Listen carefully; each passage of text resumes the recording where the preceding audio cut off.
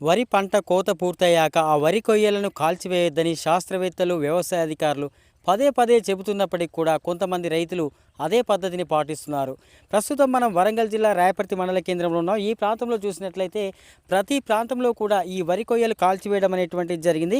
ఈ విధంగా ఉన్నటువంటి ఈ వరి కొయ్యలు ఇలా కాల్చివేయడం మూలంగా ఈ పంట భూమిలోనే కలిసిపోవడం మూలంగా అనేక రకాలైనటువంటి ప్రమాదాలు నెలకొనేటువంటి విధంగా మారింది. మరి వీటన్నిటిని గురించి మనం ప్రస్తుతం అయితే మనతో పాటు ప్రముఖ పర్యావరణ ఉద్యమకారులు, retired head master Ravula Bhaskar Rao గారు ఉన్నారు. ఆయన్ని అడిగి వీటి వల్ల కలిగేటువంటి అనర్థాల గురించి తెలుసుకుందాం. ఇప్పుడు జరిగేటువంటిది అయితే మీరైతే చూస్తున్నారు సార్. ఇలా జరగడం వల్ల ఏ విధమైనటువంటి అనర్థాలు ఎదురవుతున్నాయి? సో ఇక్కడ మనము చూడాలండి, చాలామంది రైతన్న ఉద్దేశం ఏంటంటే ఇది తొందరగా భూమిలో కలిసిపోవాలి, తొందరగా కాల్చేయడం ద్వారా కలుపడకుంటున్నది. మనం ఇక్కడ చూస్తాం విజువల్, ఇక్కడ చూడండి కాల్చిన తర్వాత కూడా మళ్ళీ గడ్డి పరకలు మొలవడం జరిగింది.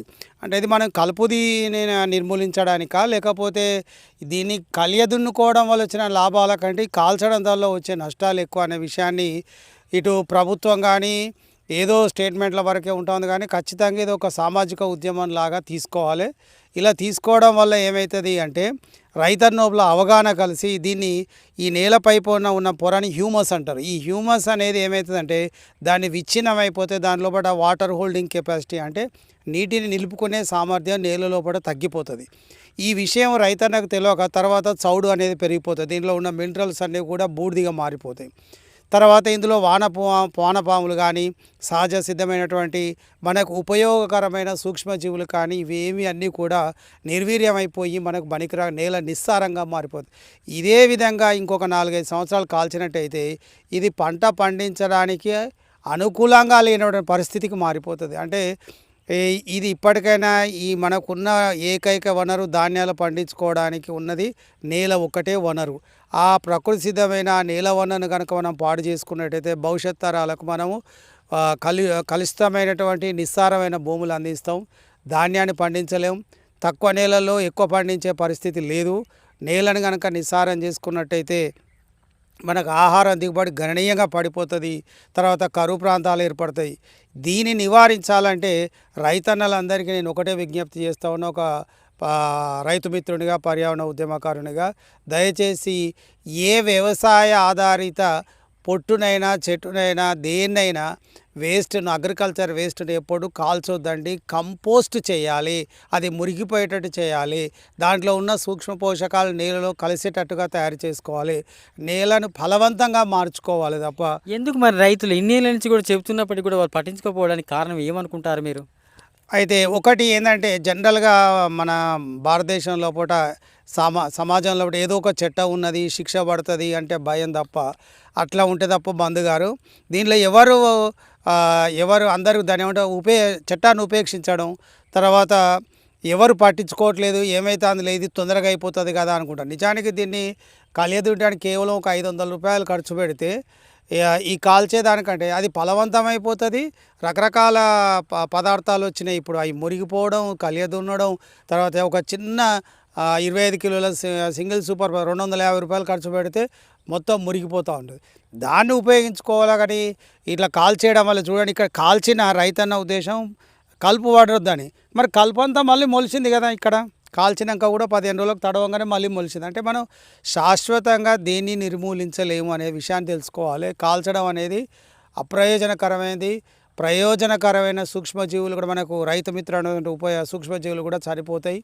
ఆ తర్వాత నేల నిస్సారంగా చవిటి నేలగా మారుతుంది, చౌడు నేలగా మారిపోతుంది. దయచేసి రైతు ఇప్పటికే ఈ పంటలకు వాడేటువంటిది రసాయనిక ఎరువులు, దీంతో చాలా ఇబ్బందులు కూడా కలుగుతున్నాయి. ఇలాంటి సమయంలో సేంద్రియ ఎరువులు అయితే వాడడమే బంద్ చేశారు. ఈ సమయంలో ఏమవుతుందంటే ఇప్పుడు మీరు అన్నట్టు ఎర్రలు కానీ ఇంకా భూమికి మంచి చేసేటువంటి క్రీములు కానీ ఇంకా ఉన్నాయంటారా? అయితే ఇలా కాల్చడం ద్వారా మాత్రం చాలా నష్టం ఉంటుంది. ఈ సూక్ష్మజీవులు ఫస్ట్ మనకు ఉపయోగకరమైన సూక్ష్మం అవుతుంది. హానికరమైనవి పోతాయి అని అనుకుంటే వేరుగానే హానికరంతో పాటు ఉపయోగకరమైన సూక్ష్మజీవులు కూడా పోతాయి. అంటే రేపటి కాడ దిగుబడి చూడండి, ఇది ఇప్పుడు ఈ కాల్చిన నేల లోపల మీరు ఆశించిన దిగుబడిని మాత్రం మనం పొందలేమండి. ఇది ప్రకృతికి, పర్యావరణానికి చాలా విఘాతమైనటువంటి పంచభూతాల్లో కూడా నేల అనేది ప్రధానమైనది. ఆ నేలనే నిస్సారం అయిపోతే రైతు యొక్క బతుకు మనుగడ చాలా ప్రశ్నార్థకమవుతుంది. ఈ విషయాన్ని ప్రభుత్వాలు, ఎన్జిఓలు, స్వచ్ఛంద సంస్థలు, అధికారులు, అనధికారులు, వ్యవసాయ అధికారులను కూడా నేను రిక్వెస్ట్ చేస్తున్నా, రైతుల లోపల అవగాహన సదస్సులు నిర్వహించండి. మేము ఎప్పటికీ గత 10 ఏళ్ళ నుంచి ఈ ఉద్యమం చేపడుతూనే ఉన్నాం. కాల్స్టోర్ కాలుతూనే వాళ్ళు బంద్ అవుతూ ఉన్నారు, నడుస్తూనే ఉన్నది. కానీ ప్రభుత్వం కూడా దీని మీద చర్యలు తీసుకోవాలి. ఇప్పుడు హర్యానా, ఛత్తీస్గఢ్లో కూడా కొన్ని ఫైన్లు వేస్తూ ఉన్నారు రైతులకు. సరే ఫైన్ లేకపోయినా అట్లీస్ట్ కనీసం కాల్చొద్దని గ్రామం వీధి లోపల ప్రచారం చేయాల్సిన అవసరం ఎంతైనా ఉందండి. అంటే ఈ పంటలో వరి కొయ్యలు కాల్చిన భూమికి కాల్చిన భూమికి దిగుబడిలో తేడా ఎంత గుర్తించారు మీరు?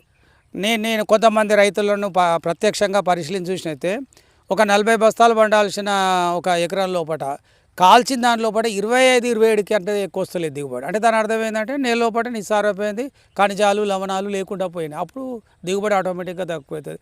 ఇంకా ఇట్లా కాల్చుకుంటూ పోతే 15 బస్తాల కంటే ఎక్కువ చివరికి దిగుబడి రాని పరిస్థితి వస్తుంది. కేవలం ఈ పరిస్థితి ఒక వరి పంటలోనే కొనసాగుతుందా? మిగతా పంటలకు కూడా ఏమన్నా ఇలాగే జరుగుతాయా? సో అంటే మిగతా పంటలు ఏమవుతుందంటే ఒక సంవత్సరానికి ఒకటే పంట, పత్తి పంట ఉన్నది ఒకటే పంట పండుతుంది, మొక్కజొన్న ఉన్నది అది 3 పంటలు పండిస్తారు, వరి పొలం ఉన్నది 2 పండిస్తారు. అంటే 2 సార్లు కాలుస్తూ ఉన్నారు. సంవత్సరానికి ఒకసారి కలిస్తే కొంచెం రికవర్ అవుతుంది అనుకుంటారు, ఇది 2 సార్లు కాలుస్తూ ఉన్నారు. ఎండాకాలం కలుస్తున్నారు, చలికాలం కలుస్తూ ఉన్నారు.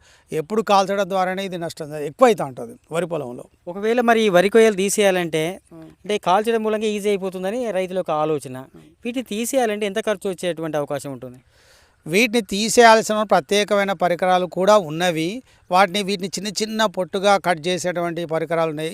సరే అవి ఇప్పుడు ప్రస్తుతం అందుబాటులో లేకున్నప్పటికీ దీన్ని నీళ్ళేసి కలియ దున్నుకొని దాంట్లో జస్ట్ ఒక 250 రూపాయల విలువైనటువంటి సూపర్ ఫాస్ఫేట్ని కనుక మనం వేసినైతే నేల బలోపేతమవుతుంది, సూక్ష్మ పోషకాలు పెరుగుతాయి, స్థూల పోషకాలు పెరుగుతాయి, మైక్రో అండ్ మ్యాక్రో న్యూట్రియంట్స్ పెరగడం ద్వారా దిగుబడి అనేది పెరుగుతూ ఉంటుంది అన్నమాట. ఇట్లా కాల్చిందే వచ్చిన నష్టం అట్లా ఎక్కువ ప్లేస్ అవుతుంది. అంటే 250 రూపాయల ఖర్చుతోనే రైతన్న అశ్రద్ధ నిర్లక్ష్యం కారణంగా ఈ నష్టాలు సంభవిస్తూ ఉన్నాయి. అంటే మీరు ఒక పర్యావరణ ఉద్యమకారులుగా మీ ప్రాంతంలోనే రైతుల్లో చైతన్యం తీసుకురావడానికి మీరు ఏం చేయడం లేదా?